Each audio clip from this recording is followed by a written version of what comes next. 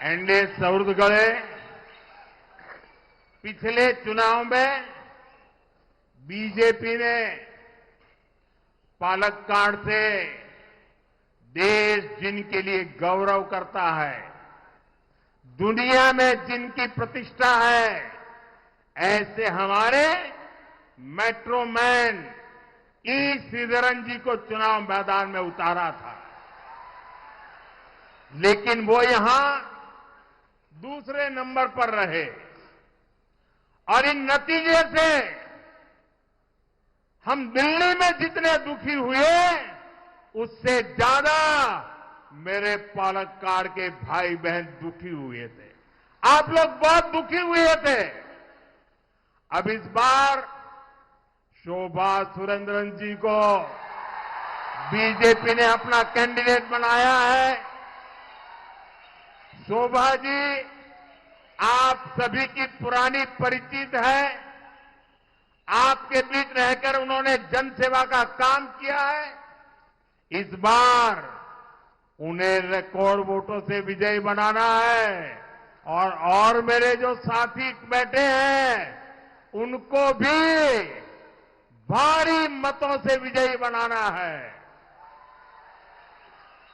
സുഹൃത്തുക്കളെ, കഴിഞ്ഞ തെരഞ്ഞെടുപ്പിൽ പാലക്കാട്ട് നിന്ന് ബിജെപി രാഷ്ട്രം തങ്ങളുടെ അഭിമാനമായി കാണുന്ന, ലോകം വളരെ ആരാധനയോടെ നോക്കിക്കാണുന്ന ശ്രീ മെട്രോമാൻ ശ്രീ ഇ ശ്രീധരൻജിയെ ഇവിടെ തെരഞ്ഞെടുപ്പിൽ മത്സരിപ്പിച്ചു. എന്നാൽ അദ്ദേഹം രണ്ടാം സ്ഥാനത്തെത്തി. ഈ ഫലത്തിൽ ഞങ്ങളൊക്കെ ഡൽഹിയിലിരുന്ന് എത്രയും വിഷമിച്ചുവോ അത്രയും നിങ്ങൾ പാലക്കാട്ടുകാരും വിഷമിച്ചിരുന്നു. ഇത്തവണ ശോഭാ സുരേന്ദ്രൻജിയെ ബിജെപി സ്ഥാനാർത്ഥിയാക്കിയിരിക്കുകയാണ്. ശോഭാജി നിങ്ങളുടെ എല്ലാം പഴയ പരിചയക്കാരിയാണ്. അവർ നിങ്ങളുടെ കൂടെ നിന്ന് ജനസേവനം ചെയ്തിട്ടുണ്ട്. ഇത്തവണ അവരെ റെക്കോർഡ് ഭൂരിപക്ഷത്തിൽ വിജയിപ്പിക്കണം.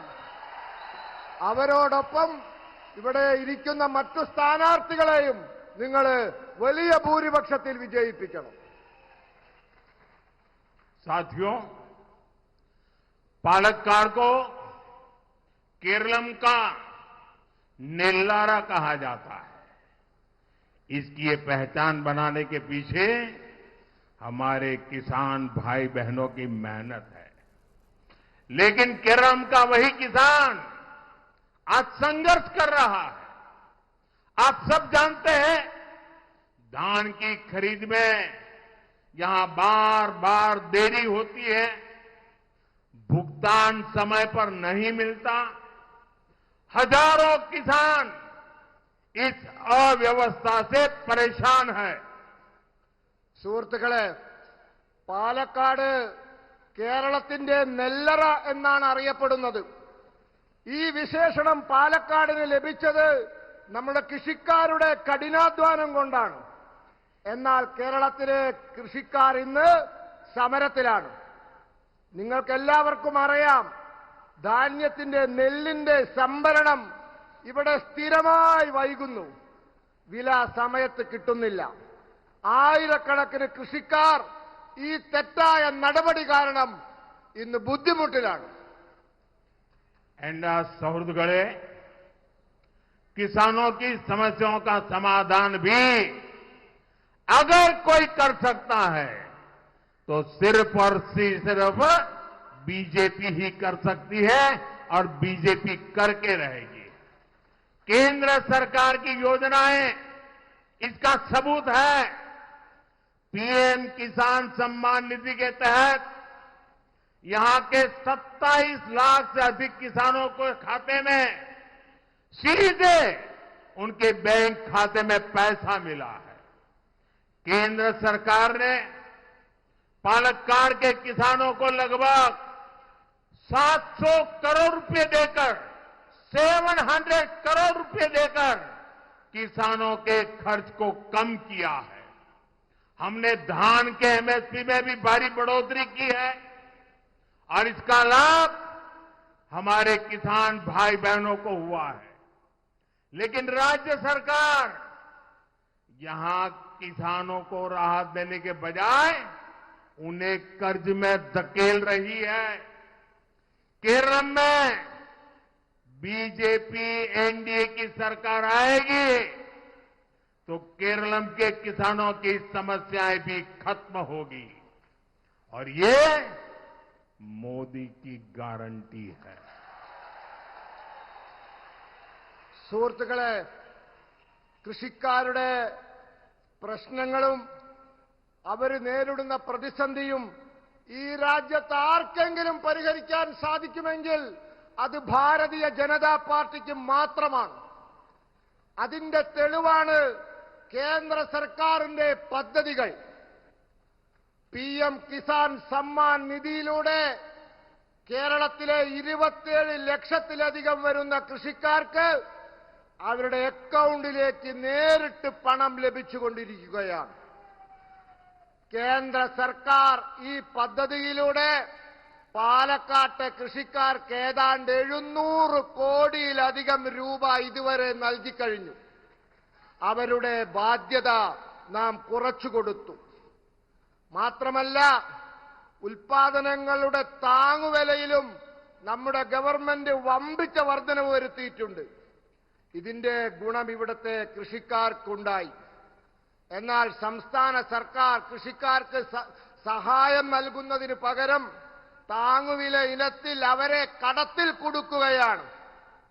കേരളത്തിൽ BJP NDA സർക്കാർ വരുന്ന പക്ഷം കേരളത്തിലെ കൃഷിക്കാരുടെ പ്രശ്നങ്ങൾ അവസാനിപ്പിക്കും, പരിഹരിക്കും.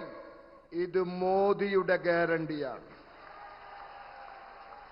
एनडीए सुहृदगणे, इस समय वेस्ट एशिया में चल रहे युद्ध पर सबकी नजर है। इस युद्ध का प्रभाव भारत पर कम से कम पड़े, इसके लिए हमारी सरकार लगातार काम कर रही है। यहां केरलम के बहुत सारे लोग युद्धग्रस्त क्षेत्रों में काम कर रहे हैं। युद्ध शुरू होने के बाद से ही मैं इन देशों के सभी राष्ट्राध्यक्षों से लगातार बात कर रहा हूं, संपर्क में हूं। सारे ही देश युद्ध क्षेत्रों में फंसे भारतीयों की सुरक्षा को प्राथमिकता दे रहे हैं।